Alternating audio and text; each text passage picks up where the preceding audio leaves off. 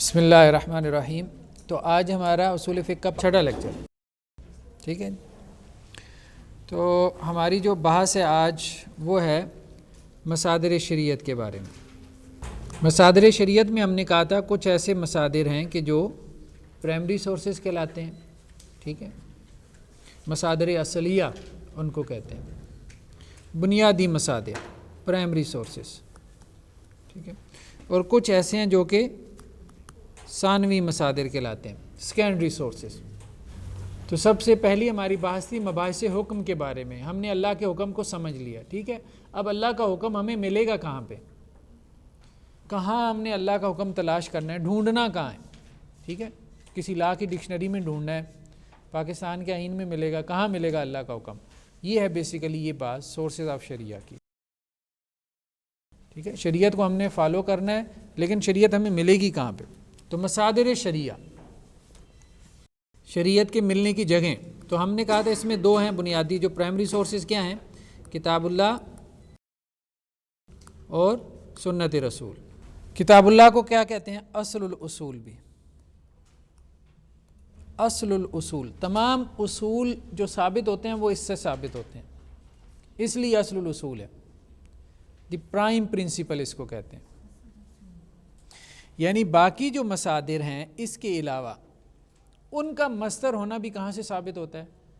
قرآن سے۔ سب سے پہلے تو اللہ کی کتاب ہے قرآن مجید۔ اب قرآن کے علاوہ بھی کوئی سورس آف شریعہ ہے، یہ کہاں سے ثابت ہوگا؟ قرآن سے، اس لیے اس کو اصل الاصول کہتے ہیں۔ تو کتاب اللہ قرآن مجید۔ قرآن مجید کی تعریف ہم نے ڈسکس کی تھی اس سے پہلے کہ نہیں؟ قرآن مجید کی ڈیفینیشن کیا ہے؟ قرآن مجید کسے کہتے ہیں؟ قرآن سے مراد یا قرآن مجید کہتے ہیں اللہ کے کلام کو، کلام اللہ تعالی، اللہ کا وہ کلام۔ پہلی بات تو یہ ہے کہ یہ کلام الہی ہے، ٹھیک ہے۔ دوسری بات یہ کہ یہ رسول اللہ صلی اللہ علیہ وسلم پر نازل ہوا، اللہ کا وہ کلام جو رسول اللہ صلی اللہ علیہ وسلم پہ نازل ہوا۔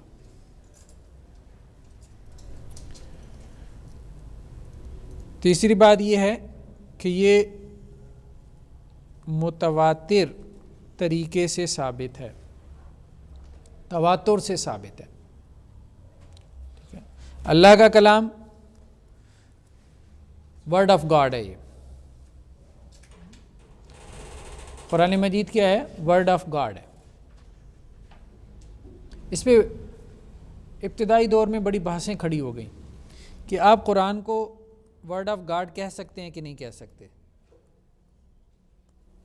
کچھ لوگ اس طرف چلے گئے کہ نہیں، یہ قرآن مجید جو ہے وہ اللہ کا کلام نہیں ہے، بلکہ اللہ کے کلام کا مفہوم ہے۔ سمجھ رہے ہیں بات؟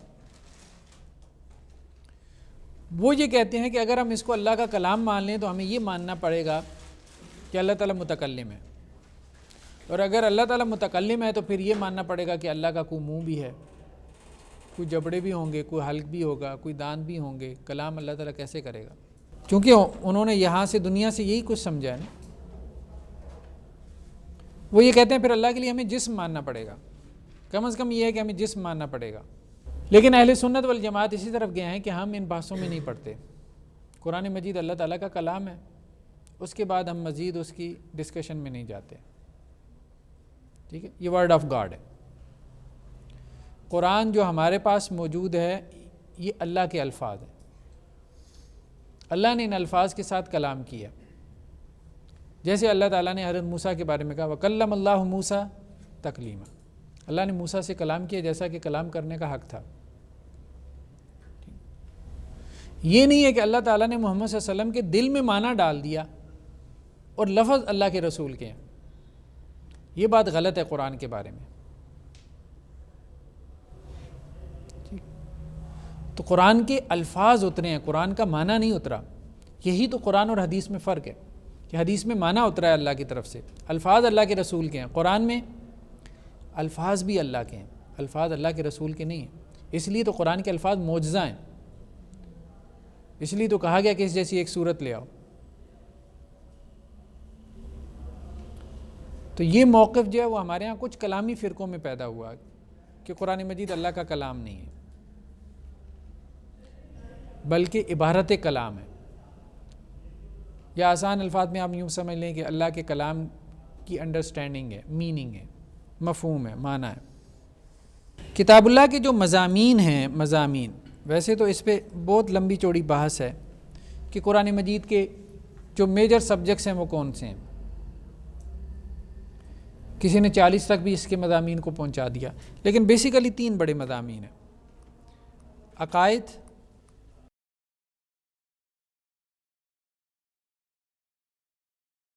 جنہیں آپ بیلیفز کہتے ہیں، اللہ پر ایمان، آخرت پر ایمان، ٹھیک ہے، رسالت پر ایمان، اور دوسرا اخلاق، ایتھکس، اور تیسرا قانون،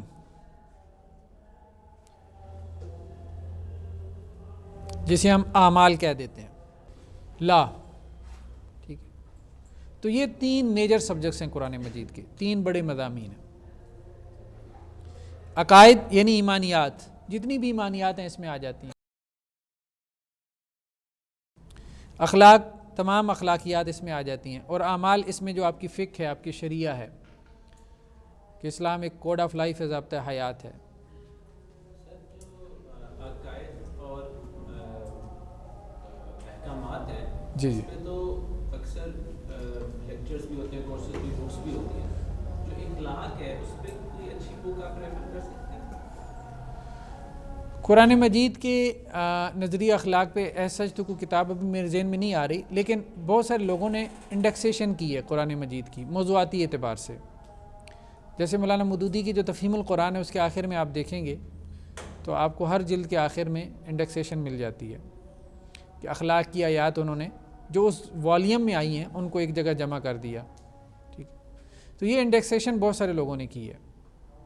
کیا قرآن مجید میں غیر عربی الفاظ ہیں؟ یہ ایک بحث کھڑی ہوئی قرآن کے حوالے سے، غیر عربی الفاظ کی۔ غیر عربی الفاظ، جمہور یہ کہتے ہیں، یعنی میجورٹی جو فقہاء کی، وہ یہ کہتے ہیں قرآن مجید میں غیر عربی الفاظ ہیں، جو فارن ویکیبلری ہے وہ قرآن مجید میں ہے۔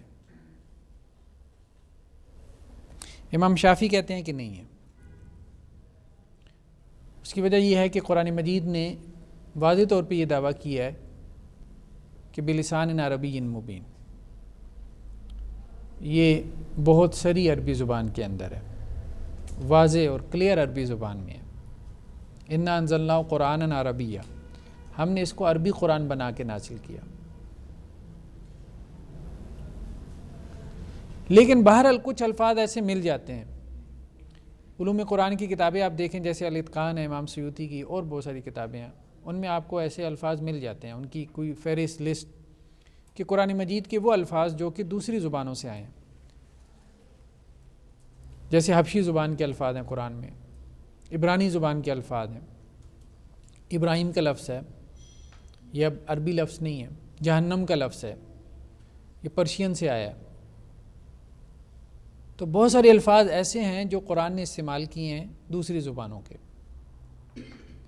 تو ایک اعتبار سے بات جمہور کی ٹھیک ہے، ایک اعتبار سے امام شافعی کی۔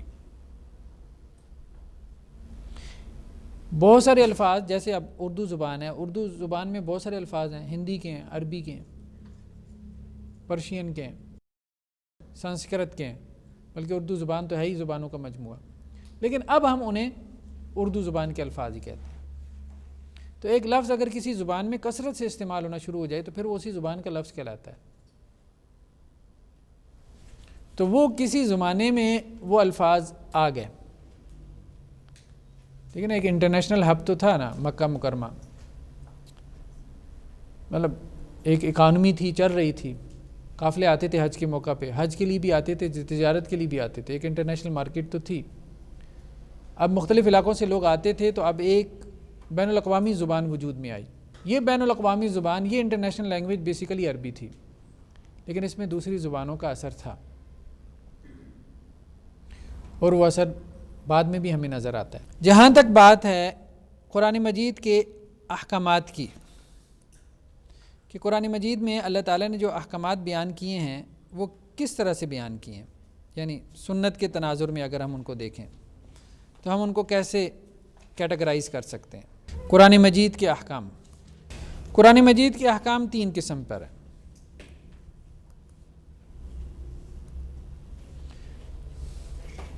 سنت کے اعتبار سے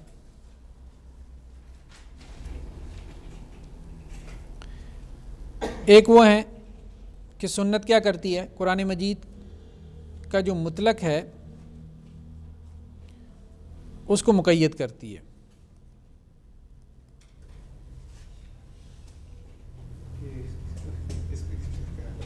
ہاں بالکل بالکل کرتے ہیں۔ دوسرا کیا ہے، اجمال کی تفصیل کرتی ہے۔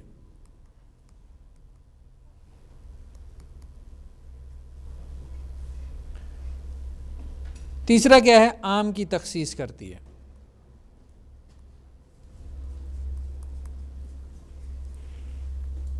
سوال یہ پیدا ہوا، بیسیکلی یہ بہت بڑا سوال ہے، یہ آج تک چلا آ رہا ہے، اور اس سوال کی وجہ سے بہت اختلاف ہوا۔ سوال کو پہلے سمجھیں، قرآن اور سنت کا باہمی تعلق کیا ہے؟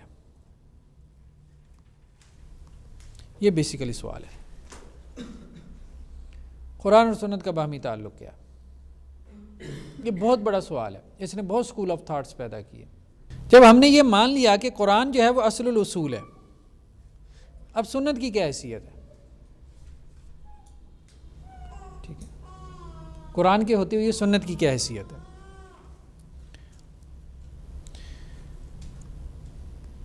ایک بحث تو اس میں یہ پیدا ہوئی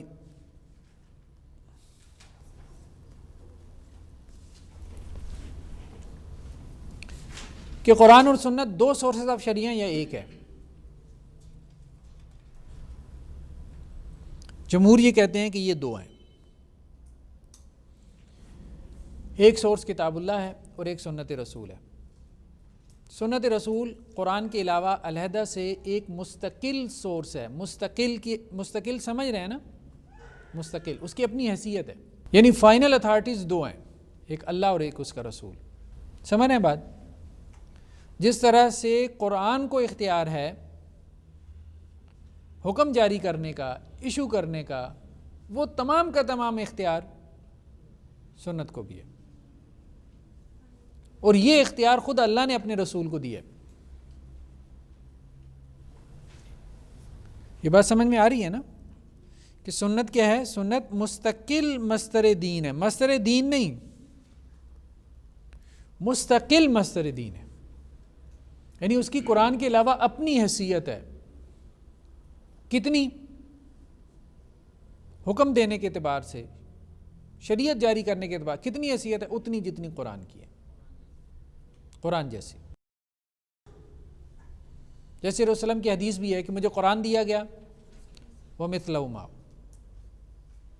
اور اس جیسا، قرآن جیسا کچھ اور بھی دیا گیا، اور وہ سنت ہے۔ جیسے قرآن میں بھی ہے وَمَا يَنطِقُ عَنِ الْهَوَىٰ إِنْ هُوَ إِلَّا وَحْيٌ يُوحَىٰ، اللہ کے رسول جو ہے وہ اپنی خواہش نفس سے بات نہیں کرتے، جو بھی آپ بات کرتے ہیں وہ کیا ہے؟ وہ وحی ہوتی ہے، جو آپ کی طرف وحی کی جاتی ہے۔ اب یہ کیا بات ہے کہ کیا اللہ کے رسول کی زبان سے جو بھی لفظ نکلتا تھا کیا یہ وحی ہوتی تھی؟ یہ کیسے وحی بنتی ہے؟ ایک آسان تشریح تو یہ ہو سکتی ہے، جیسے انہوں نے کہا کہ قرآن میں تو الفاظ نازل ہوتے تھے، اور سنت میں کیا تھا؟ ایک معنی اللہ کے رسول صلی اللہ علیہ وسلم کے دل میں ڈال دیا جاتا تھا، الہام کر دیا جاتا تھا، جس کو آپ اپنے الفاظ میں بیان کر دیتے تھے، دل میں بات ڈال دینا، اس معنی میں سنت وحی ہے، بالکل وحی ہے۔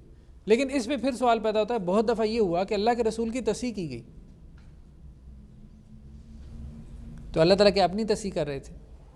اصل میں دیکھیں بات یہ ہے، یہ نہیں، اللہ نے دین بھیجا ہے، نو ڈاؤٹ قرآن میں دین بھیجا ہے نا، کیا اللہ نے اپنے رسول کو یہ اختیار دیا تھا کہ آپ خود بھی دین جاری کر سکتے ہیں؟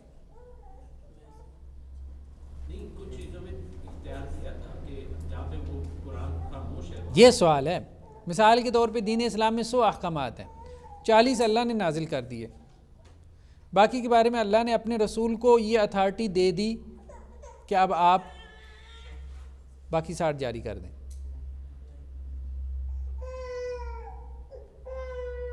یہی تو مستقل مسئلے دین کی ساری بحث ہے، اس کو سمجھنے کی کوشش کریں.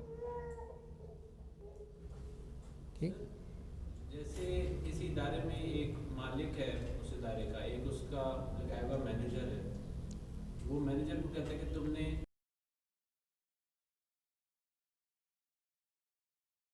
وہ جو فیصلہ کرے گا اس کے جونیئرز نے اس کی بات ماننی ہے،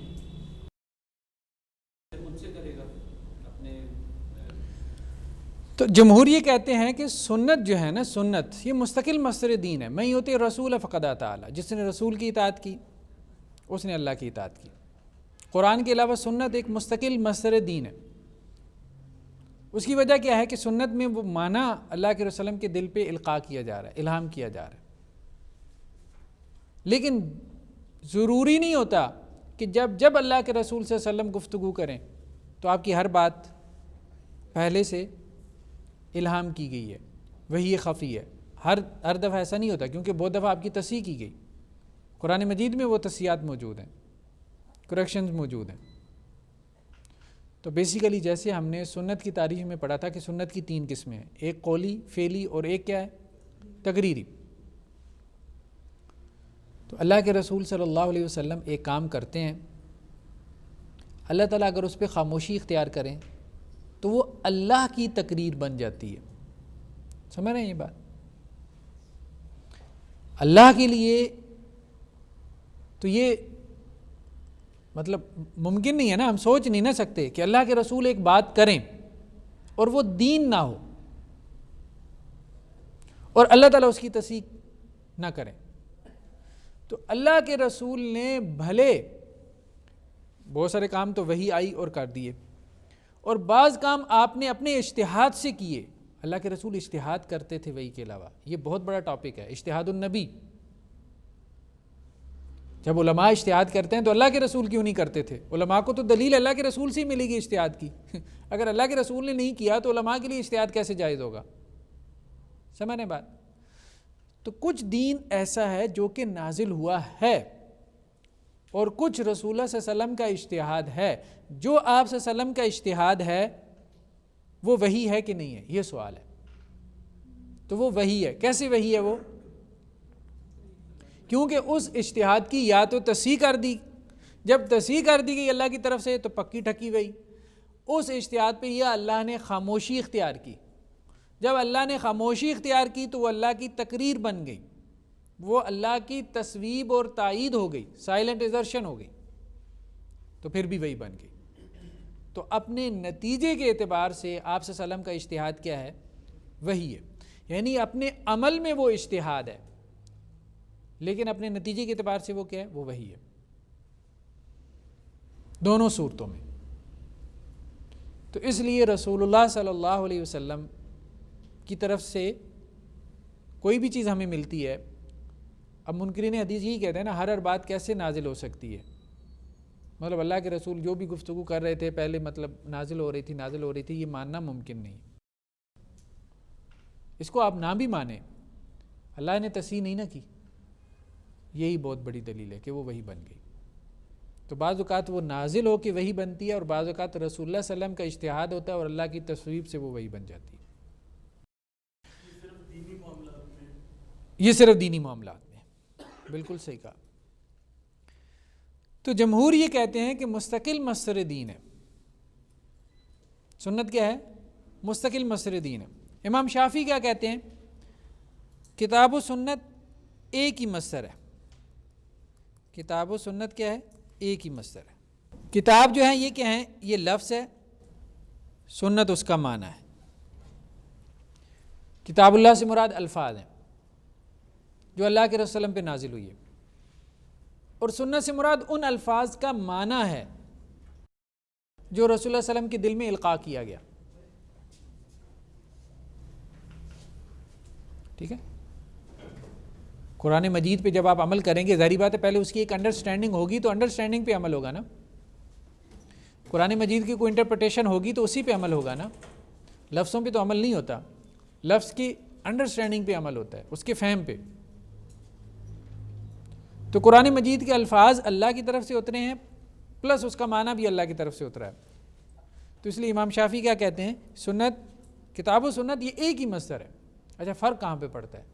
فرق یہاں پہ پڑتا ہے، یہ جمہور فقہا کہیں گے بھئی سب سے پہلے مسئلہ کہاں تلاش کرو؟ قرآن میں. وہاں نہ ملے تو امام شافعی کیا کہیں گے؟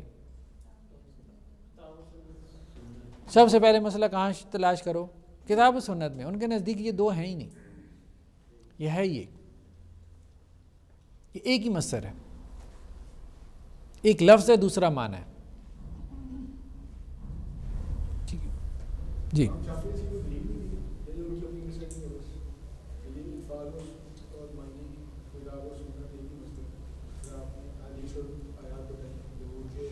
عمومی نوعیت کی دلیلیں ہوتی ہیں، جیسے ما فرطنا فی الکتاب من شیء، ہم نے کتاب میں کچھ بھی نہیں چھوڑا. اللہ تعالیٰ قرآن میں کہتا ہے ہم نے کتاب میں کوئی چیز چھوڑی نہیں ہے، سب بیان کر دیا. اب وہ سب تو قرآن میں ہے نہیں، تو وہ کہتے ہیں کہ اب مراد کیا ہے؟ مراد کتاب سے کتاب کے الفاظ اور کتاب کے معنی.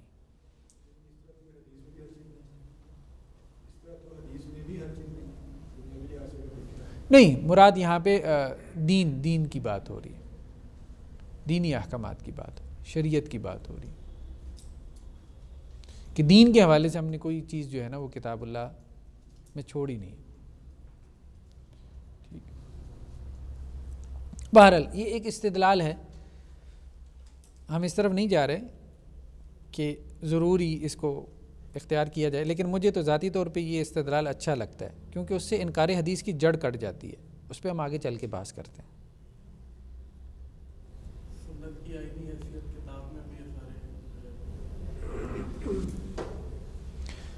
تو سنت جو ہے نا، سنت بیسیکلی سوال یہ پیدا ہوا کہ سنت کی حیثیت کیا ہے.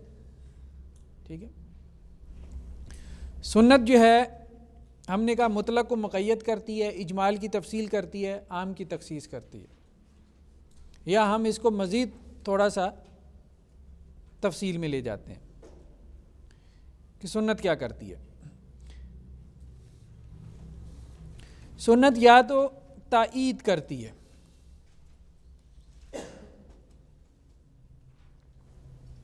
قرآن مجید کے احکامات کی کیا کرتی ہے سنت؟ تائید کرتی ہے. کتاب و سنت کا باہمی تعلق. کتاب اللہ میں ایک حکم آیا ہے، سنت نے اس کی کیا کی؟ تائید کر دی. اور کتاب اللہ میں وہ حکم پوری تفصیل کے ساتھ آ گیا، جیسے لیان کا حکم اپنی پوری تفصیل کے ساتھ آ گیا. لیان کا پتہ ہے نا، مطلب جو قسمیں اٹھاتے ہیں،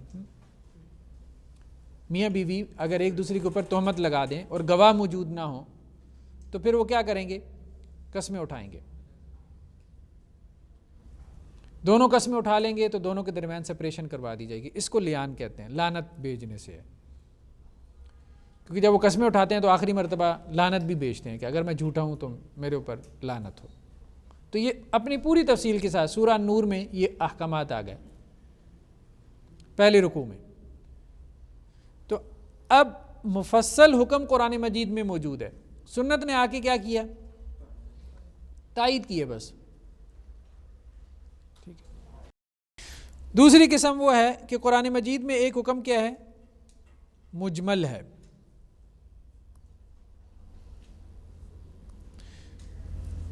سنت نے آ کے اس کی کیا کی؟ تفصیل کر دی.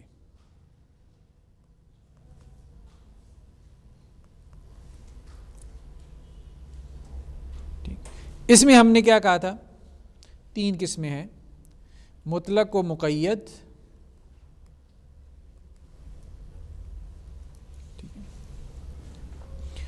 مجمل کو مفصل،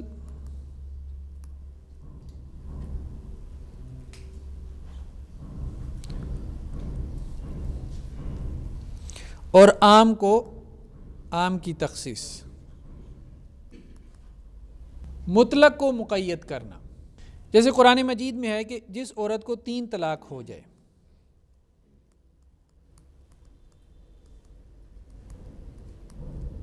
تو اپنے پہلے خامن کے لیے حلال نہیں ہے حتیٰ تنکح زوجا غیرہ، یہاں تک کہ وہ کیا کرے؟ کسی اور سے نکاح کر لے. اب یہ جو نکاح ہے یہ لفظ مطلق ہے، نکاح کا لفظ کیا ہے؟ مطلق ہے. مطلق ایبسولوٹ. سنت نے اس کو مقید کر دیا کہ صرف نکاح سے حلال نہیں ہوگی،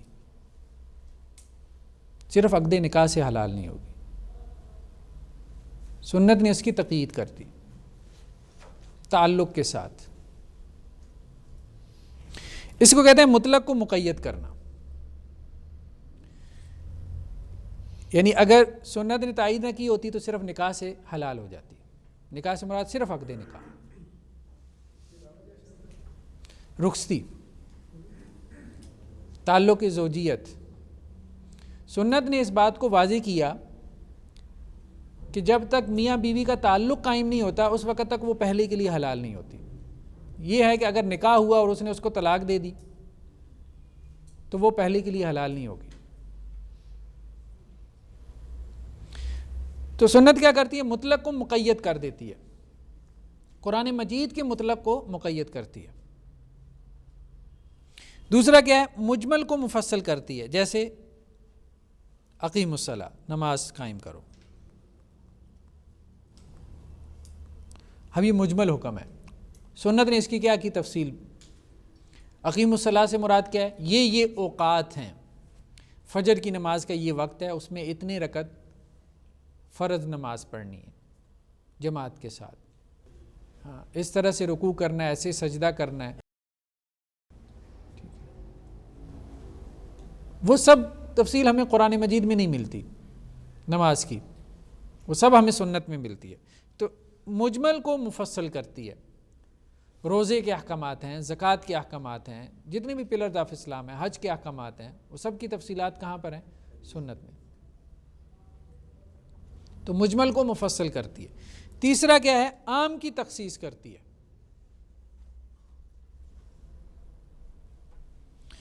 جیسے فَاقْرَؤُوا مَا تَيَسَّرَ مِنَ الْقُرْآنِ،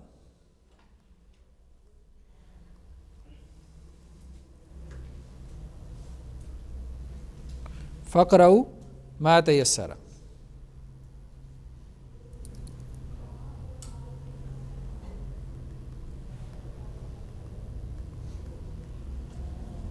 پڑھو تم ما تیسرا، جو تمہیں آسان لگے، من القرآن، قرآن میں سے جو آسان لگے وہ پڑھ لیا کرو. یہ ما تیسرا سے کیا مراد ہے؟ سنت نے اس کی تخصیص. یہ اب عام ہے نا، جو بھی تمہیں قرآن میں سے آسان لگے وہ پڑھ لیا کرو. نماز کی بات ہو رہی ہے. نماز میں قرآن پڑھنے کا حکم دیا جا رہا ہے. قرآن مجید کے اندر نماز میں قرآن پڑھنے کا حکم دیا جا رہا ہے. اور کیسے دیا جا رہا ہے؟ ما تیسر من القرآن. رسول اللہ صلی اللہ علیہ وسلم نے اس کی تخصیص کر دی. اس سے مراد کیا ہے؟ سورہ فاتحہ.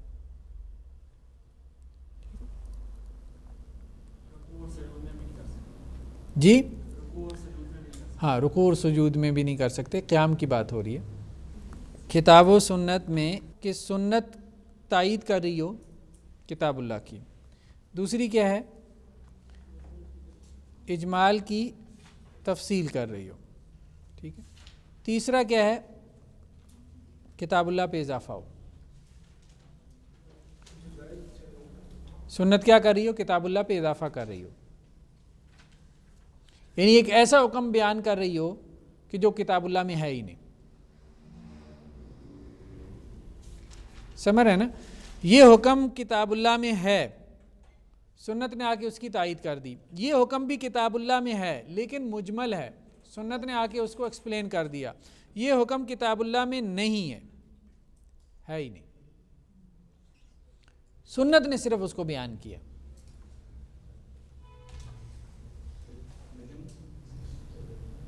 ہاں، جیسے رجم کی سزا ہے، جیسے پھوپھی اور بھتیجی کو اور خالہ اور بھانجی کو جمع کرنا ہے. ٹھیک ہے، ایک نکاح میں. قرآن نے تو کہا نا 2 بہنوں کو جمع نہیں کر سکتے. تو رسول اللہ صلی اللہ علیہ وسلم نے کیا کہا؟ 2 بہنوں کے علاوہ پھوپھی، بھتیجی، خالہ اور بھانجی کو بھی ایک ساتھ نکاح میں جمع نہیں کر سکتے، وہ بھی حرام ہے. تو سنت کیا ہے؟ اضافہ کر رہی ہے. جیسے قرآن نے کہا کہ 4 چیزیں حرام ہیں، سنت نے آ کے کیا کہا؟ درندے بھی حرام ہیں، پنجوں والے پرندے وہ بھی حرام ہیں. تو یہ اضافہ کہلاتا ہے۔ اس اضافے کے بارے میں ہم نے کہا تھا کہ اس کے بارے میں ڈیبیٹ ہے کہ سنت کی حیثیت کیا ہے، مستقل مصدر دین کی ہے یا غیر مستقل مصدر دین کی ہے۔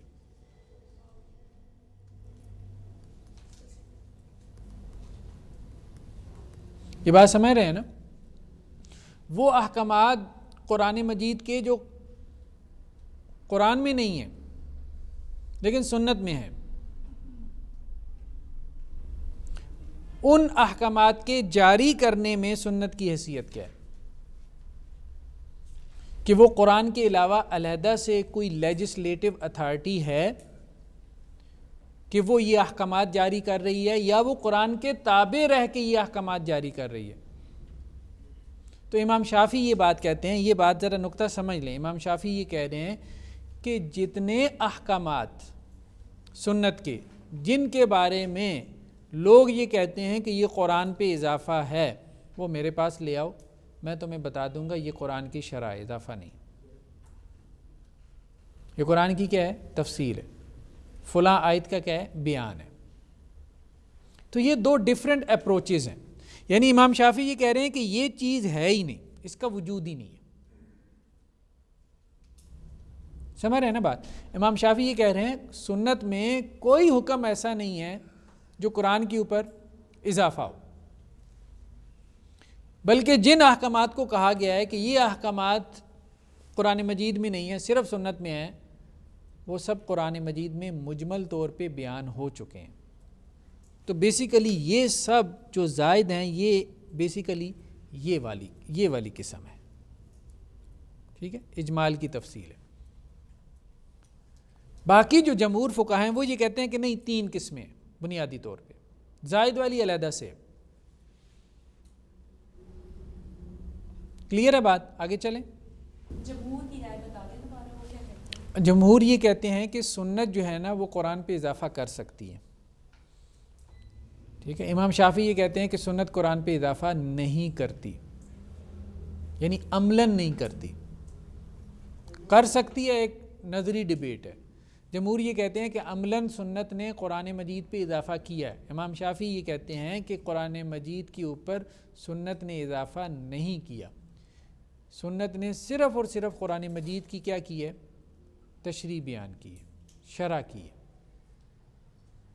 امام شافعی کے دور میں انکار حدیث کا کوئی فتنہ تھا؟ ہاں بہت تھا، معتزلہ انکار حدیث کرتے تھے، اس کے علاوہ جو ہے وہ خوارج میں تھا انکار حدیث کا رجحان، ٹرینڈ۔ جی جو جمہور کہتے ہیں کہ یہ حدیث کی نص یا حدیث کی بنیاد، اس کو ایپلیکیبل سورس، اس کی بھی کیا دیتی ہے کہ قرآن کے علاوہ کوئی اور نہیں دیتی؟ کیا جمہور جو کہتے ہیں کہ یہ دو الگ مصادر ہیں، حدیث الگ ہے، قرآن سے ظاہر ہے، تو اس کے لیے وہ جو آپ کہتے ہیں کہ سورس اس چیز کا، وہ یہی ہے نا کہ وہ مثالیں بیان کرتے ہیں نا کہ دیکھیں یہ احکامات ہیں جو قرآن نے نہیں بیان کیے، وہ آئی سنت میں ہیں، تو آپ بھی ان کو مان رہے ہیں۔ بات یہ ہے کہ سورس پہ کہیں سے یہ بات ڈرائیو کریں کہ یہ دو ڈفرینٹ سورسز، جس طرح امام شافعی کا استدلال بڑا الگ سے لگتا ہے کہ وہ کہہ رہے ہیں کہ حدیث پہ عمل کیوں کرنا ہے؟ قرآن میں بیسیکلی حدیث جو ہے وہ قرآن سے ثابت ہے اور اسی کا ذہن بن جاتی ہے احکام کے لحاظ سے، لاجیکل لگتی ہے۔ جو مستقل صدر دین ہے پھر اس کو ایک دلیل بھی چاہیے۔ قرآن مجید میں ایک جگہ پہ ہے وَلَا يُحَرِّمُونَ مَا حَرَّمَ اللَّهُ وَرَسُولُهُ،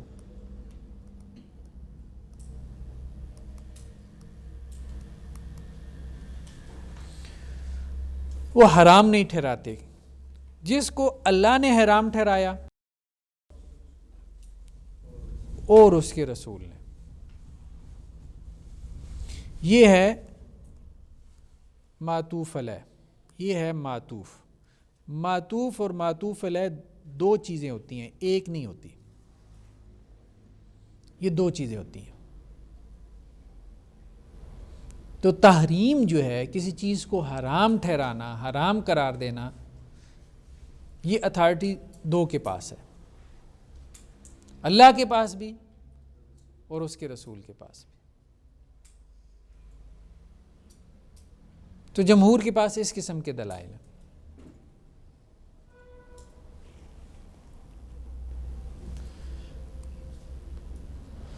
جی جی جی صرف حرام تک محدود تو نہیں ہے. بس ایک بڑی چیز ہے نا حرام ٹھہرانا, تو بس ایک دفعہ ایک چیز ثابت ہوگی پرنسپلی, تو اس کا مطلب یہ ہے کہ اب باقی چیزیں بھی ثابت ہو گئی. آگے چلیں. جی قرآن پاک میں یعقوب علیہ السلام کو کہا کہ کچھ چیزیں خود اپنے اوپر حرام کر لی, اللہ نے نہیں, انہوں نے خود حرام کی. تو اس کا مطلب یہ ہے کہ ہر رسول کے پاس یہ اتھارٹی ہے کہ وہ کچھ چیزیں خود حرام. ہاں, الا ما حرم اسرائیل علی نفسی. تو اللہ تعالیٰ نے رسول کو کتنا اختیار دے کے بھیجا ہے, بیسیکلی اس میں اختلاف ہوا. تو امام شافعی یہ کہتے ہیں کہ اللہ کے رسول کا اختیار صرف اتنا ہی ہے کہ قرآن کو انٹرپریٹ کریں, اس کی شرح کریں. تو اللہ کے رسول نے صرف یہی کام کیا, لِتُبَيِّنَ لِلنَّاسِ وَأَنزَلْنَا إِلَيْكَ الذِّكْرَ لِتُبَيِّنَ لِلنَّاسِ. ہم نے آپ کی طرف ذکر کو نازل کیا تاکہ آپ کھول کھول کے بیان کر دیں. مَا نُزِّلَ إِلَيْهِمْ. تو وہ یہ کہتے ہیں کہ اصل میں تبیین,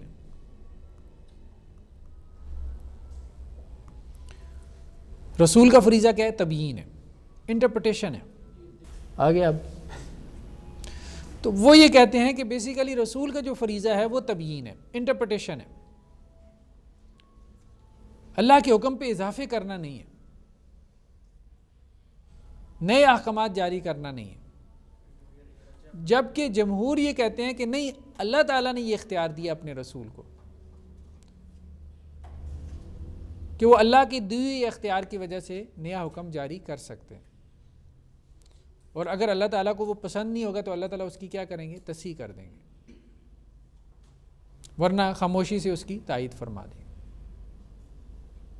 یہ بیسیکلی اختلاف ہے. جی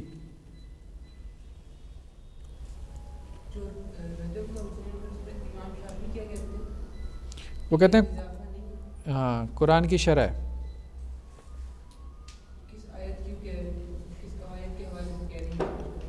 جیسے بعض فقہا نے کہا ان یقتلوا کی شرح ہے. رجم کا حکم کیا ہے؟ ان یقتلوا, بری طرح سے قتل کر دیا جائے. تقتیل کا لفظ ہے نا, قتل کرنے کا نہیں ہے, تقتیل کا لفظ ہے. تقتیل کہتے ہیں بری طرح سے قتل کرنا, اور رجم وہی چیز ہے. تو امام شافعی کی کتاب میں آپ دیکھیں گے کہ وہ چیزیں جو سنت میں ہمیں ملتی ہیں تو وہ انہیں قرآن کی شرح بیان کرتے ہیں.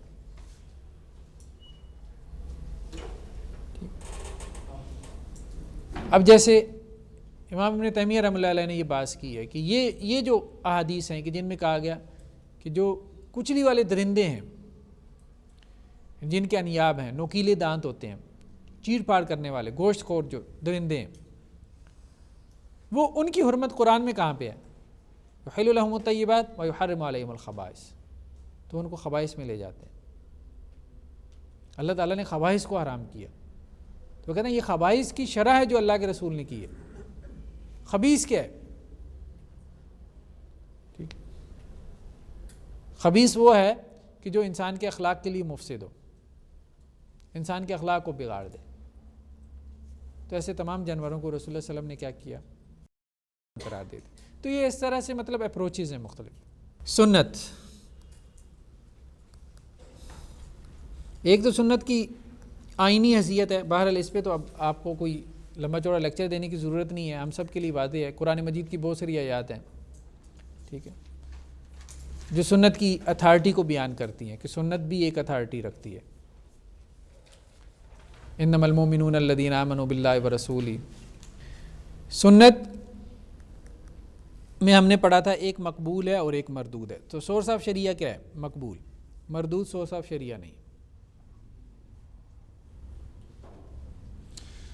مقبول میں آگے اختلاف ہو گیا کہ مقبول کون سی ہے.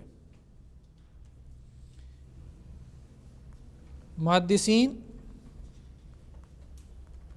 پلس جمہور فقہا,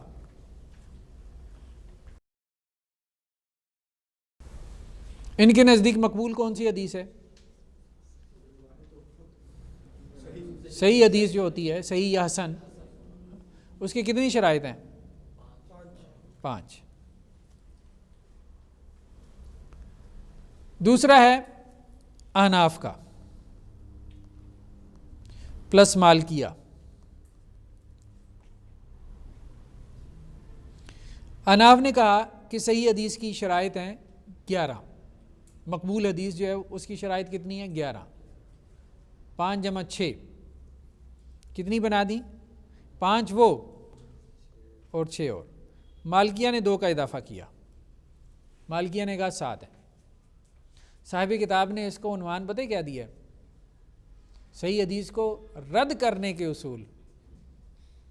وہ تو ظاہری بات ہے نہیں نا کہتے ہمارے رد کرنے کے اصول ہیں حناف، وہ تو انہیں کہتے ہیں کہ جی صحیح حدیث کو ہمارے قبول کرنے کے اصول ہیں۔ ٹھیک، لیکن بہرحال یہ جو بھی اصول ہیں نا، ان اصولوں نے حدیث کے ایک بڑے ذخیرے کو کیا کیا؟ سائڈ پہ کر دیا، بھلے یہ قبول کرنے کے تھے یا رد کرنے کے تھے، نتیجہ بہرحال وہی نکلا کہ حدیث کا بڑا ذخیرہ کیا ہوا؟ سائڈ پہ ہو گیا۔ جی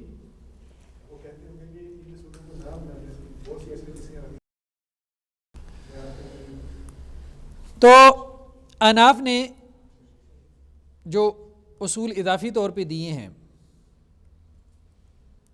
پہلا اصول کیا ہے؟ قرآن کے عام اور ظاہر یہ 2 لفظ استعمال ہوتے ہیں، عمومات اور ظواہر، ظاہر کے خلاف نہ ہو، یعنی حدیث جو ہے، حدیث وہ قرآن کے عام اور ظاہر کے خلاف نہ ہو۔ عمومات اور ظواہر یعنی قرآن کا ایک جو عام معنی ہے اور اس کا جو ظاہری معنی ہے اس کے خلاف کوئی حدیث نہ ہو۔ اگر کوئی حدیث اس کے خلاف جائے گی تو ہم کیا کریں گے؟ اس کو رد کر دیں گے، ہمارے نزدیک وہ مردود ہو جائے گی۔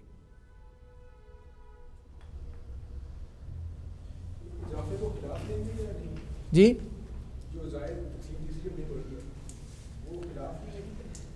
ابھی ہم آ رہے ہیں، اس کی آگے انہوں نے 3 قسمیں کی ہیں۔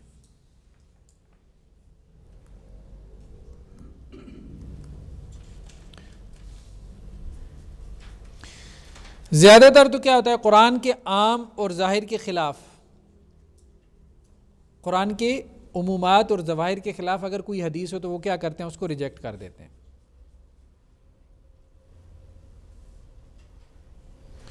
بعض اوقات وہ اس کو لے لیتے ہیں، کوئی وجہ نہیں بیان کرتے کیوں لیا۔ صاحب کتاب نے کہا کہ یہ اپنے اصول کی خلاف ورزی کرتے ہیں،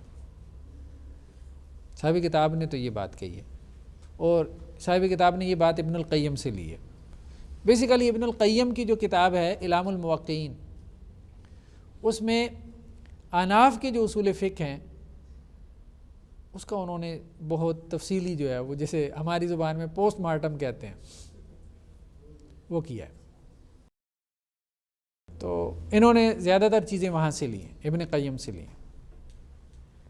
لیکن ایک نقطۂ نظر سمجھنے کے لیے، ہمارا مقصود اس وقت کوئی پوسٹ مارٹم نہیں ہے، لیکن یہ کہ دوسروں کا نقطۂ نظر سمجھنے کے لیے کہ انہوں نے حدیثیں چھوڑی ہیں تو کس وجہ سے چھوڑی ہیں، ان کا کیا ویو پوائنٹ ہے، اس اعتبار سے اس چیز کو سمجھیں۔ تو قرآن کے عام اور ظاہر کے خلاف حدیثیں جو ہے وہ عام طور پہ احناف نہیں لیتے، بعض اوقات لے لیتے ہیں، ٹھیک ہے، لیتے ہیں لیکن کوئی وجہ بیان نہیں کرتے، اور بعض اوقات لیتے ہیں اور وجہ بیان کرتے ہیں کہ ہم نے کیوں لیے۔ نماز میں سکون اور اطمینان کی احادیث،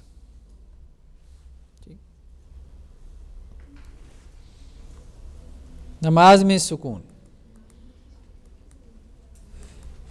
حدیثیں ہیں نا کہ نماز کو سکون سے پڑھو۔ جمہور یہ کہتے ہیں یا محدثین یہ کہتے ہیں کہ اگر نماز سکون سے نہیں پڑھی تو نماز نہیں ہوتی، نماز باطل ہو جائے گی، کیونکہ اللہ کے رسول نے ایک شخص کو کہا تھا جو جلدی جلدی نماز پڑھ رہا تھا، تو اللہ کے رسول نے اسے کیا کہا تھا؟ صلی فإنک لم تصلی، نماز پڑھ، تو نے نماز نہیں پڑھی۔ دوسری مرتبہ پڑھائی، تیسری مرتبہ پڑھوائی۔ احناف کہتے ہیں نماز ہو جائے گی، اور دلیل کیا ہے؟ وہ یہ کہتے ہیں یہ حدیث بیسیکلی خلاف ہے قرآن مجید کے عام کے. اور قرآن مجید کا عام کیا ہے؟ یا ایھا الذین آمنوا ارکعوا واسجدوا، رکوع کرو سجدہ کرو. تو لغوی طور پہ جس کو آپ رکوع کہہ سکتے ہیں تو وہ کیا ہے؟ تھوڑا سا بس 1 سیکنڈ کے لیے گیا، جھک گیا، بس ٹھیک ہے. لغوی طور پہ جس کو آپ سجدہ کہہ سکتے ہیں بس اس نے زمین کو ٹچ کر دیا، بس سجدہ اس کا ہو گیا. تو وہ یہ کہتے ہیں چونکہ یہ روایت قرآن مجید کے ظاہر کے خلاف ہے اس لیے ہم اس کو قبول نہیں کریں گے. جی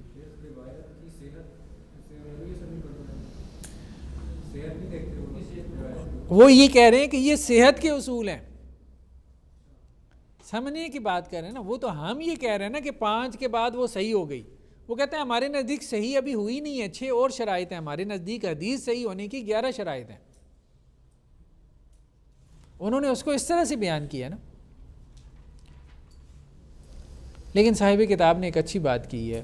انہوں نے یہ کہا کہ دیکھیں امام ابو حنیفہ رحمہ اللہ جس زمانے میں تھے فتنوں کا زمانہ تھا، اور خاص طور پہ جہاں پہ بیٹھے تھے وہ ویسے ہی فتنوں کا گڑھ تھا.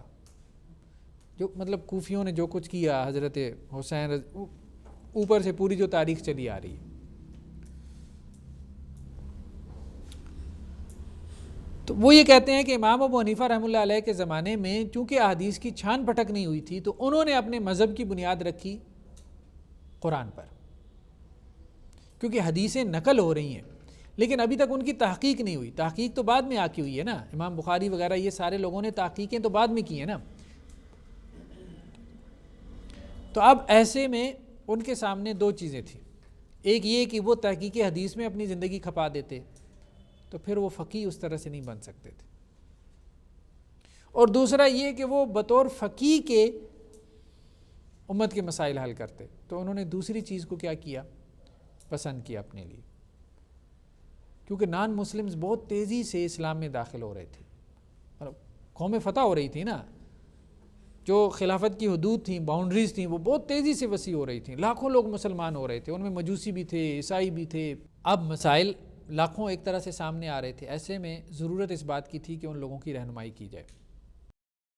تو 2 بڑے ڈسپلن پیدا ہوئی ہے، ایک حدیث کی تحقیق کا اور ایک مسائل کے جواب کا، افتاء کا، جس کو ہم فقہ کہتے ہیں. تو وہ فقاہت کی طرف چلے گئے، اور اب اس میں ان کے پاس محفوظ ترین چیز کیا ہے؟ قرآن مجید. تو انہوں نے اپنے مذہب کی بنیاد قرآن کے ظاہر پہ رکھی کہ قرآن کا جو ظاہری مفہوم ہے نا، بس اس سے جو بات نکل رہی ہے بس اس کو مانو، کیونکہ حدیثیں تو نقل ہو رہی ہیں نا، ان کی تو تحقیق ہی نہیں ہوئی، لوگ بیان کر رہے ہیں. تو اگر یہ قرآن سے ٹکرا رہی ہے تو فی الحال کے لیے لاہ عمل یہی بنتا ہے کہ ان کو سائڈ پہ رکھتے ہیں. اور اس وقت کے اور حالات کے اعتبار سے وہ رویہ جسٹیفائڈ تھا، بعد والوں کے لیے نہیں تھا. 2-3 صدیاں بعد والے فقہا کے لیے، کہ جب حدیث کی تحقیق پہ ہزاروں لاکھوں لوگوں نے اپنی کیا ہے جانیں کھپا دیں، اپنے اوقات جو ہے وہ صرف کیے اور مجموعے جمع کر دیے، تو بعد والے فقہا کو چاہیے تھا کہ اب وہ یہ کام نہ کرتے. کہ امام صاحب تو جسٹیفائڈ تھے، وہ جسٹیفائڈ نہیں تھے، بعد والے ان کے فالوور جسٹیفائڈ نہیں تھے، کیونکہ امام صاحب تک وہ تحقیق حدیث نہیں پہنچی تھی جو ان تک تحقیق، ان تک حدیثیں پہنچی تھی، تحقیق حدیث نہیں پہنچی تھی. ان تک تحقیق حدیث پہنچ گئی. تو نماز میں سکون کی جو حدیث ہے، اسی طرح سے نیت، وضو اور غسل کے لیے نیت.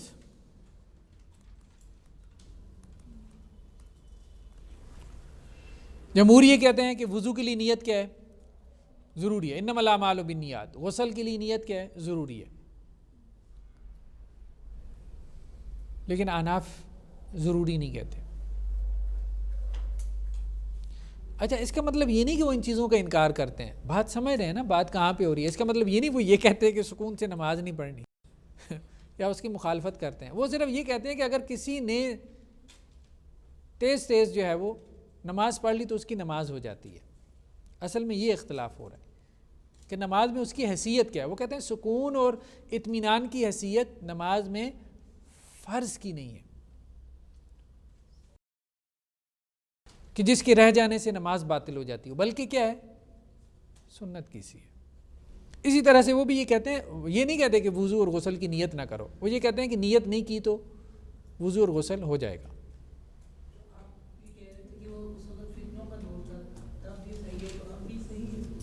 ہم تو نہیں کہہ رہے کہ یہ صحیح ہے، ظاہری بات ہے، ہم تو یہ کہہ رہے ہیں کہ اس وقت کے اعتبار سے امام ابو حنیفہ کے لیے جسٹیفائڈ تھا، اب تو ظاہری بات ہے اب تو نہیں ہے نا، فتنوں کی وجہ سے ہم نہیں کہہ رہے، ہم یہ کہہ رہے ہیں اس وقت تک حدیث کی تحقیق نہیں ہوئی تھی۔ یہ تمام روایات جو آج ہمیں تحقیق کے ساتھ ملتی ہیں، اس وقت تک ان کی تحقیق نہیں ہوئی تھی، وہ احادیث صرف نقل ہو رہی تھی، اب ان کی تحقیق کرنا ایک پوری زندگی لگانے کے مترادف تھا، اس لیے اس کو تان نہیں سمجھنا چاہیے۔ مطلب ہمارے ہاں دونوں طرف کے لوگ نا اس کو تان سمجھتے ہیں۔ محدث کے لیے ضروری نہیں ہے کہ وہ بڑا فقیہ بھی ہو، اور فقیہ کے لیے ضروری نہیں ہے کہ وہ بڑا محدث بھی ہو۔ یہ ایسی ہے جیسے کوئی اچھا ڈاکٹر ہے تو ہم کہیں نہیں، اب اس کو اچھا انجینئر بھی ثابت کرنا چاہیے، ایک اچھا انجینئر کو آپ اچھا ڈاکٹر بھی ثابت کریں، ورنہ تو اس کی کوئی خامی ہے نہیں، کوئی خامی نہیں ہے۔ ایک آدمی نے ساری زندگی جو ہے وہ فقہ میں لگا دی ہے تو ظاہری بات ہے اس کی اسپیشلائزیشن تو فقہ ہی ہوگی نا، حدیث تو نہیں ہوگی، حدیث میں لوگ اس سے آگے ہوں گے، اور جس بندے نے ساری زندگی حدیث میں لگا دی اس کا تخصص حدیث ہے، فقہ میں لوگ اس سے آگے ہوں گے۔ تو یہ بات سمجھنے کی ضرورت ہے، ہر ایک کا اپنا میدان تھا، ہر ایک کا اپنا تخصص تھا۔ محدثین جو ہے وہ حدیث میں بہت آگے تھے، فقہاء ان کے پلے کو نہیں پہنچتے محدثین کے حدیث کے معاملے میں۔ حدیث کے معاملے میں جب بھی نام آتا ہے امیر المومنین تو امام بخاری کا نام آتا ہے، ٹھیک۔ ہاں باقی یہ ہے کہ محدثین، ظاہری بات ہے کہ محدثین کی وہ خدمات نہیں ہے فقہ میں جو فقہاء کی ہیں، اس بات کو بھی ماننا چاہیے۔ حدیث کیا ہے؟ حدیث بیسیکلی رسول اللہ صلی اللہ علیہ وسلم کی سنت، سورس آف شریعہ، پھر اس سورس آف شریعہ سے سمجھا کیا گیا ہے، اس کی انڈرسٹینڈنگ، وہ فقہاء کا کام ہے۔ تو بہرحال اس پہ ایک دوسرے کو تان بھی نہیں دینا چاہیے، جیسے ہمارے یہاں لوگ کہتے ہیں کہ جی وہ تو فارماسسٹ کا کام کر رہے ہیں، یعنی محدث جو ہے وہ کیا کر رہا ہے، بس دوائی آپ تک پہنچا رہا ہے، باقی تجویز تو ڈاکٹر کرے گا نا۔ نہیں، اس قسم کی مثالیں جو ہے نا وہ ان کو مطلب ایڈریس کیا جا سکتا ہے، یہ ٹھیک نہیں ہے۔ تو دوائی آپ تک خالص نہیں پہنچے گی تو آپ کیا ڈاکٹر کیا تجویز کرے گا؟ تو ہر ایک کے اپنے کام کی اہمیت ہے، کسی کے کام کو ڈیگریڈ نہیں کرنا چاہیے، کہنے کا مقصد یہ۔ ہاں نہیں، ہم یہی بات کہہ رہے ہیں، یہی بات ہم کر رہے ہیں، اصل چیز یہی ہے کہ کتاب و سنت ہی اصل ہے، لیکن ہم یہ کہہ رہے ہیں کہ یہ بات درست نہیں ہے کہ آپ امام ابو حنیفہ کو برا بلا کہیں، لعن طعن کریں۔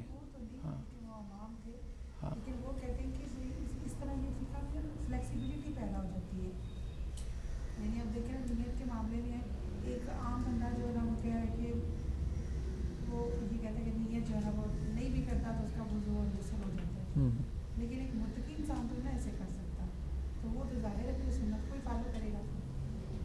ٹھیک ہے، وہ تو ظاہری بات ہے، دیکھیں نا وہ تو اب اپروچز مختلف ہیں، ہم تو یہی کہہ رہے ہیں نا کہ ہم نے تو سنت کو ہی فالو کرنا ہے، ہم تو یہ بھی کہہ رہے ہیں کہ بعد میں آنے والوں کو چاہیے تھا کہ وہ اس چیز کو ریوائز کرتے اور سنت کی طرف آتے، سنت کو پکڑتے،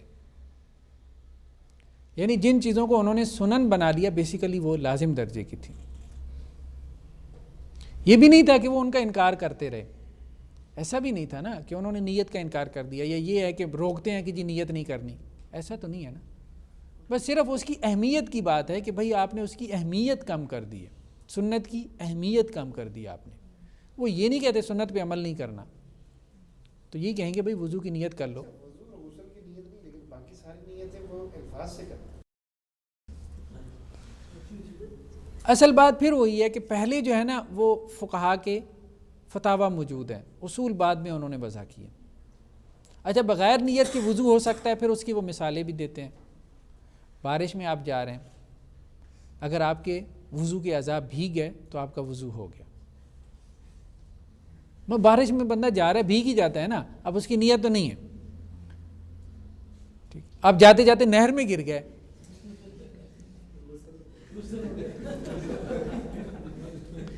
نیت نہیں ہے آپ کا غسل ہو گیا. جمہور کہتے ہیں نہیں، اس طرح سے نہیں ہوتا بھائی، اس طرح سے نہیں ہوتا، نیت کرنی پڑے گی آپ کو پھر ہوگا. ہاں نہیں نیت وہ اس طرح سے نہیں کہ میں وضو کی نیت کرتا ہوں. ہاں 1 لوٹا پانی سے ہے جو 4 مد کے برابر ہے اور 2 رطل ہیں. چلیں بہرحال تکبیر تحریمہ. تیسرا کیا ہے؟ تکبیر تحریمہ. ہاں واجب ہے، وہ یہی کہتے ہیں غسل کے لیے نیت ضروری ہے. نیت دل کا ارادہ ہے نا. میں نے کہا نا اگلا سوال کر سکتا ہے بغیر ارادے کی بھی وضو ہو سکتا ہے، تو وہ آپ کو مثالیں دے دی نا، بغیر ارادے کی بھی ہو سکتا ہے. تکبیر تحریمہ، جمہور کہتے ہیں کہ تکبیر تحریمہ ضروری ہے. محدثین کہتے ہیں تکبیر تحریمہ کیا ہے؟ ضروری ہے. تکبیر تحریمہ کسے کہتے ہیں؟ اللہ اکبر کہنا. اللہ اکبر، اللہ اکبر کہہ کے نماز میں داخل ہونا یہ ضروری ہے. حناف کہتے ہیں نہیں، اللہ اکبر کہہ کے داخل ہونا ضروری نہیں ہے، اللہ کا نام لے کے داخل ہونا ضروری ہے. وَذَكَرَ اسْمَ رَبِّهِ فَصَلَّى، اس نے اللہ کا نام لیا تو وہ کہتے ہیں اللہ الرحمن بھی کہہ دیں تو ٹھیک ہے. اللہ کا نام لینا. وہ کہتے ہیں، جمہور کہتے ہیں نہیں، اللہ کے رسول صلی اللہ علیہ وسلم نے اللہ اکبر کہا، اللہ کے رسول سے ثابت نہیں ہے اللہ اکبر کے علاوہ.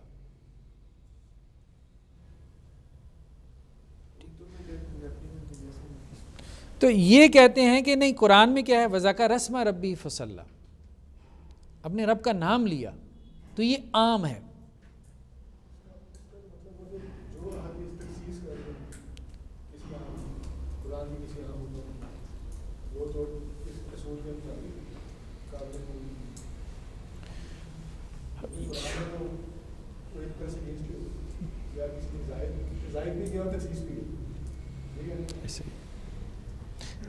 تخصیص کو بیسیکلی وہ کہتے ہیں نسخ ہے. یہ تخصیص کو وہ بیسیکلی نسخ مانتے ہیں. نسخ، ہاں نسخ مانتے ہیں. ہاں نہیں، نسخ ناسخ، ہاں یہ ہم آگے دیکھیں گے انشاءاللہ سے. اسی طرح سے جو حلالے کی حرمت والی حدیثیں ہیں اس کو وہ کیا کہتے ہیں؟ جیسے قرآن میں حتیٰ تنکح زوجا غیرہ. اب یہ تنکح کون سا صیغہ ہے؟ صیغہ کون سا ہے؟ مضارع کا تو ہے. ینکحو، ینکحان، ینکحون، تنکحو، واحد مؤنث، اس میں ہی ضمیر فاعل ہے. یہاں تک کہ وہ نکاح کرے، وہ عورت نکاح کرے. وہ کہتے ہیں قرآن تو خود کہہ رہا ہے وہ نکاح کرے، قرآن نے یہ تو نہیں کہا کہ اس کا ولی نکاح کرے کسی اور سے اس کا، بلکہ قرآن نے کیا کہا؟ وہ خود نکاح کرے. حتیٰ تنکح زوجا غیرہ. ایک تو یہ ہے کہ اس سے ولی کا مسئلہ نکال لیا کہ ولی جو ہے نا اس کی حدیثوں کا انہوں نے کہا انکار کر دیا کہ وہ مطلب وہ یہ انکار اس معنی میں نہیں کرتے. وہ کہتے ہیں مستحب ہے ولی کا ہونا، پسندیدہ ہے، ریکمینڈڈ ہے، لازم نہیں. کیوں کہ قرآن کے ظاہر کے خلاف ہے. قرآن کا ظاہر یہ کہہ رہا ہے کہ وہ عورت خود اپنا نکاح کر سکتی ہے.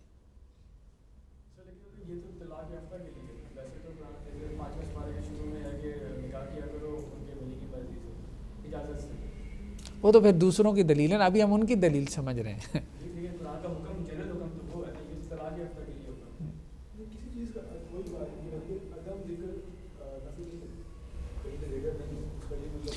دیکھیں ہمارے پاس بہت سارے جواب ہیں، ابھی ہم ان جواب کی طرف نہیں جا رہے، ٹھیک ہے؟ ابھی تو ہم ان کا موقف سمجھ رہے ہیں، وہ ہم فقہ میں دیکھیں گے. اسی طرح سے وہ یہ کہتے ہیں کہ یہاں پہ کہا گیا کہ نکاح کر لے، حتیٰ تنکح زوجا غیرہ، دوسرے خاوند سے نکاح کر لے تو وہ پہلے کے لیے کیا ہو جاتی ہے؟ حلال ہو جاتی ہے. یہ نہیں کہا گیا کہ اس سے مطلب وہ اس کو طلاق نہیں دے سکتا، ڈائیورس نہیں کر سکتا، یہ تو نہیں نہ کہا گیا کہ ہمیشہ ہمیشہ کے لیے اب اس کے نکاح میں رہے، یہ تو نہیں کہا۔ حدیث میں ہے کہ مسلمان کو کافر کے بدلے قتل نہیں کیا جائے گا، کافر مسلمان کے برابر نہیں ہے۔ مثال کے طور پہ کسی اسلامی ریاست میں ایک مسلمان کیا کرتا ہے؟ کافر کو قتل کر دیتا ہے، تو اب حدیث میں کیا ہے کہ کافر کی وہ کیا کرے گا؟ دیت دے گا، قصاص نہیں ہوگا۔ حناف کے نزدیک جو ہے وہ قصاص میں مسلمان کو قتل کیا جائے گا، اور اس کی دلیل کیا؟ ان النفس بالنفس، جان کے بدلے جان، قرآن کے ظاہر سے استدلال کیا انہوں نے۔ سمجھ رہے نا بات؟ تو سمجھ میں آ رہی ہے نا؟ اچھا لیکن جی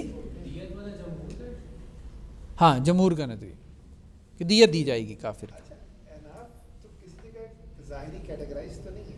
ہاں، یہ عام سوال ہے کہ وہ تو اپنے آپ کو فقیہ کہتے ہیں، لیکن ایسا نہیں ہے، ایسا نہیں ہے۔ بہت ساری جگہوں پہ وہ ظاہری بن جاتے ہیں، جیسے یہاں پہ وہ قرآن مجید کے ظاہر کی طرف جا رہے ہیں، گہرے مفہوم کی طرف نہیں جا رہے۔ وہ قرآن مجید کے ظاہری مفہوم کو کہتے ہیں یہ قطعی الدلالہ ہے،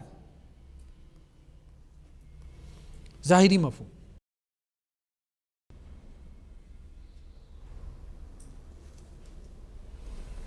اور اس کے خلاف اگر حدیث آ جائے تو وہ ریجیکٹڈ ہے۔ جی نہیں، وہ ہم آگے آ رہے ہیں، وہ بات آگے کر رہے ہیں۔ خبر واحد کی بات ہو رہی ہے، یہ سب بات کس کی ہو رہی ہے؟ خبر واحد، جیسے والخیل والبغال والحمیر لترکبوها وزینہ، خیل گھوڑا، حدیث میں ہے کہ گھوڑا جو ہے نا وہ حلال ہے، اس لیے محدثین اور جو جمہور فقہا ہیں وہ اس کی حلت کے قائل ہیں، شوافے وغیرہ بھی۔ لیکن حناف کے نزدیک کیا ہے؟ وہ حرام ہے، اور وہ قرآن کے ظاہر کی وجہ سے کہ اللہ تعالیٰ نے کیا کہا؟ لترکبوها وزینہ، کہ گھوڑے، خچر اور گدھے جو ہے وہ اللہ تعالیٰ نے کس لیے پیدا کیے؟ سواری کے لیے اور زینت کے لیے۔ اچھا، یہ تو خبر واحد کی بات ہے، مطلب وہ یہ کہتے ہیں کہ خبر واحد جو ہے نا، خبر واحد اگر وہ قرآن کے عام اور ظاہر کے خلاف ہو تو وہ خبر واحد ہمارے نزدیک اپنا صحیح ہونا کوالیفائی نہیں کرتی، تو ہم اس کو ریجیکٹ کر دیتے ہیں۔ لیکن بعض جگہ پہ انہوں نے خبر واحد کو قبول کیا، اور وہ قرآن کے ظاہر نص کے کیا تھی؟ خلاف تھی، قرآن کے عام کے خلاف تھی، تو وہاں انہوں نے تعویل یہ کی کہ ہم مشہور کو قبول کر لیتے ہیں۔ خبر واحد اگر مشہور ہو تو ہم اس کو کیا کرتے ہیں؟ قبول کر لیتے ہیں، مشہور کی شرط جو ان کے فقہا کے ہاں مشہور ہو۔ مشہور وہ اس کو کہتے ہیں جو ان کے فقہا میں مشہور ہو، فقہا کے ہاں ان کی مطلب فقہ کی کتابوں میں وہ آ گئی ہے، ہاں یہ معروف ہے، یہ مشہور روایت۔ جیسے ہم نے کہا تھا نا، اب بہت ساری اخبار احاد کو وہ قبول کرتے ہیں۔ کون سی اخبار احاد؟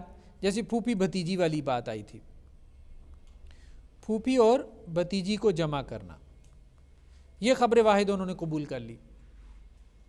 اب یہ قرآن کے اوپر کیا ہے؟ اضافہ ہے،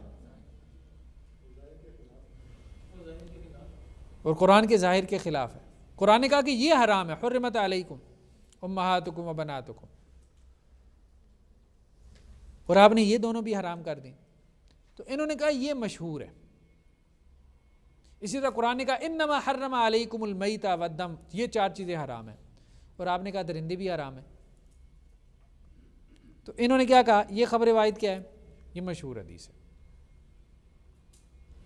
اچھا، قرآن نے کہا رضاعت کی وجہ سے 2 رشتے حرام ہیں، اور آپ نے کہا رضاعت کی وجہ سے سارے رشتے حرام ہیں کیونکہ سنت میں آ گیا، تو انہوں نے کیا کہا کہ یہ مشہور حدیث ہے۔ قرآن نے 2 کو کہا نا، وَأُمَّهَاتُكُمُ اللَّاتِي أَرْضَعْنَكُمْ وَأَخَوَاتُكُم مِّنَ الرَّضَاعَةِ، تمہاری مائیں اور بہنیں، 2 کا ذکر کیا، رضائی ماں اور رضائی بہن، لیکن رضائی بیٹی بھی حرام ہے۔ رضائی بتیجی بھی حرام ہے، رضائی بھانجی بھی حرام ہے، سارے جو رشتے نسب سے حرام ہیں وہ سب کیا ہیں؟ رضاعت سے بھی حرام ہے. یہ بات سنت میں آئی ہے، یہ انہوں نے مان لی. تو انہوں نے کہا وہ کیا ہے؟ وہ حدیث کیا ہے؟ مشہور ہے. تو ہم مشہور حدیث سے کیا کرتے ہیں؟ قرآن پر اضافہ کر لیتے ہیں. مشہور حدیث اگر قرآن کے عام اور ظاہر کے خلاف ہو تو اس کو ہم ایکسیپٹ کر لیتے ہیں، خبر واحد کو نہیں کرتے. ہیں یہ بھی خبر واحدی، اپنی اصل میں یہ متواتر نہیں ہے، خبر واحدی. کچھ احادیث ایسی ہیں جو جنہیں انہوں نے مشہور بھی نہیں کہا کیونکہ وہ مشہور ہیں ہی نہیں، وہ مشہور، لیکن انہوں نے ان کو قبول کیا. ہیں وہ اخبار احاد اور قرآن کے عام اور ظاہر کے خلاف. جیسے نبیذ سے وضو کرنا،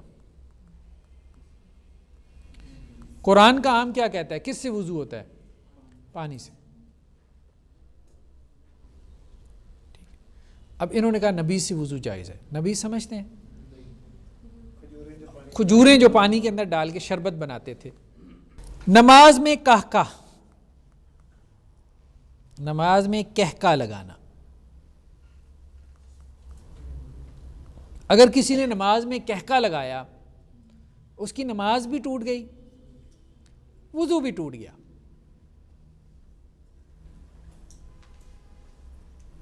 نماز ٹوٹنے کی تو لاجک سمجھ میں آتی ہے، وضو ٹوٹنے کی کوئی لاجک نہیں. یہ قرآن کے ظاہر کے خلاف ہے، یہ خبر واحد. بیت الخلاء سے تم آئے ہو، ٹھیک ہے، تو پھر تم جو ہے نا وہ پاکیزگی طہارت حاصل کرو، یا اس طرح کی اور آیات ہیں اس معنی میں. تو نواقض وضو میں جو چیزیں وضو کو توڑ دیتی ہیں ان میں کہکے کا ذکر نہیں ملتا. اور ابن قیم یہ کہتے ہیں عجیب بات یہ ہے کہ جس حدیث سے اضافہ کیا ہے وہ خبر واحد موضوع روایت ہے، فیبریکیٹڈ، من گھڑت ہے. جس سے اضافہ کیا ہے یہ کہکے والی بات جس سے نکالی ہے.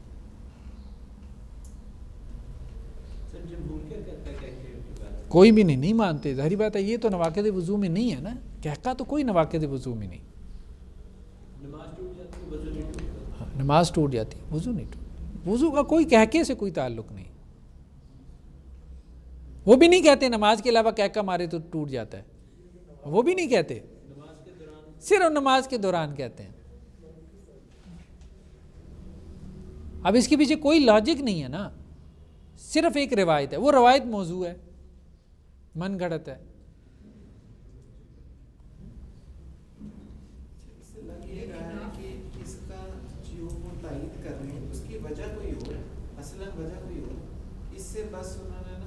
یہی میں نے آپ کو شروع میں بتایا تھا کہ بیسیکلی فتاوی پہلے ہیں، فقہ پہلے ہے، اصول کیا ہیں؟ بعد میں مدون ہوئی. اس لیے یہ سارے مسائل سامنے آتے ہیں، کیونکہ وہ ساری چیزیں، سارے فروعات ان اصولوں کے تحت نہیں آتے. کچھ آ جاتے ہیں، کچھ نہیں آتے.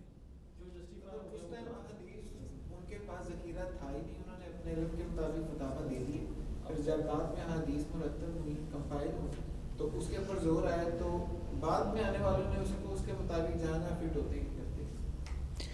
جس طرح ایک ہے مصر جامع. اب جیسے انہوں نے جمعہ کے لیے شرط لگائی کہ مصر جامع ہونا چاہیے، اس کے علاوہ جمعہ نہیں ہو سکتا، یعنی اتنے گھر ہونے چاہیے اور یہ سہولیات ہونی چاہیے، پھر اس میں جمعہ ہوتا ہے، اس کے علاوہ نہیں ہوتا. جبکہ قرآن کیا کہتا ہے؟ اذا نودی للصلاۃ من یوم الجمعہ، جب بھی نماز جمعہ کے لیے اذان ہو. قرآن نے یہ تو نہیں کہا کہ اتنے گھر ہوں تو اذان ہونی چاہیے. جب بھی جہاں بھی اذان ہو تو آپ کیا کرو؟ جمعہ کی نماز کے لیے آ جاؤ. 3 لوگ بھی ہوں تو جمعہ ہو سکتا ہے. پھر ایک مسئلہ یہ بھی پیدا ہوا یہاں پہ ہمارے یہاں بر صغیر میں، وہ ابھی تک چلا آ رہا ہے کہ دارالحرم میں جمعہ نہیں ہوتا، دارالسلام میں جمعہ ہے. اب یہاں پہ آ کے انگریزوں نے کیا کیا؟ قبضہ کر لیا. اب یہاں مسلمان اتنی بڑی تعداد میں، تب تو یہ پاکستان اور یہ انڈیا دونوں جمعہ نہیں ہوتا. اللہ کے بندو اتنے مسلمان، یہ مطلب تب بھی لاکھوں میں تو ہوں گے نا، کروڑوں میں ہوں گے. تو یہ جمعہ نہیں پڑھیں گے، کیا کریں گے؟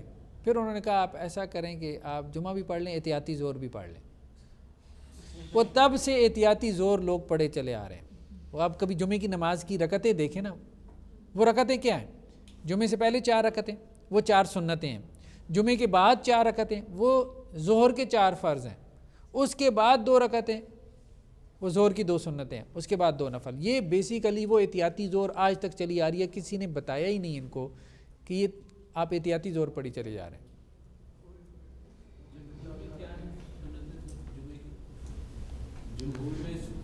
جمہور میں یہ ہے کہ 3 لوگ جماعت ہیں. جی جمعے کی سنت میں کہہ رہا ہوں اناف کے ہاں بھی اس طرح سے نہیں ہے. یہ تو احتیاطی زور ہے نا، ایک خاص وقت میں انہوں نے شروع کی ہیں. جمعے کی سنتیں کیا ہیں؟ جیسے احادیث میں آتا ہے کہ صحابہ کرام جب آتے تھے مسجد میں تو کم از کم 2 رکعتیں پڑھتے تھے. جس کے پاس زیادہ وقت ہوتا تھا 4 بھی پڑھ لیتے، 6 بھی پڑھ لیتے، 8 بھی، 10 بھی پڑھتے رہتے تھے. نماز کے بعد کبھی اللہ کے رسول نے 2 پڑھی، کبھی 4 پڑھ لی، وہ تو کوئی ایسا ایشو نہیں. لیکن یہ جو پڑھ رہے ہیں نا، یہ ایک خاص تعداد، یہ احتیاطی زور ہے جو ایک خاص وقت میں شروع ہوئی ہے. یہ پیچھے فقہ سے نہیں چلی آ رہی. یعنی اس کا مصدر اگر آپ ان کی فقہ کی کتابوں میں بھی ڈھونڈیں گے وہاں پہ بھی نہیں ملے گا. جیسے فرض نماز کے بعد دعا جو ہے، آپ کو اس کا مصدر بھی فقہ کی کتابوں میں نہیں ملے گا. اس لیے جامعۃ الرشید والے جو تھے مفتی رشید صاحب، یہ کہتے تھے یہ بدعت ہے. پھر ان کے یہاں بھی اختلافات ہو جاتے ہیں. بہرحال ہم کسی اور طرف نکل گئے. تو مصر جامع مصر ہونے کی انہوں نے شرط لگائی ہے. ہاں مصر جامع کی کوئی حدیث ثابت ہی نہیں ہے کہ مصر جامع ہونا چاہیے. چلیں جی، سبحانک اللہم و بحمدک، نشہد ان لا الہ الا انت، نستغفرک.